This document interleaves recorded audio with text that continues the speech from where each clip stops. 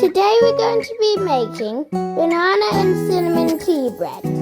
You'll need 115 grams of vegetable oil, 1 tablespoon of golden syrup,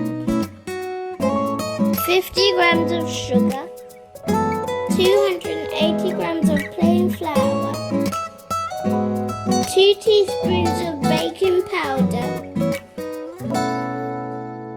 half teaspoon of bicarbonate of soda, 1 teaspoon of ground cinnamon, 2 peeled ripe bananas,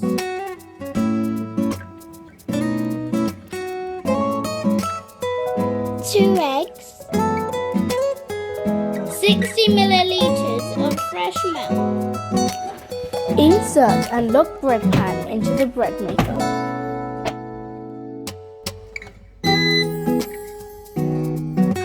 Select program 16 tape.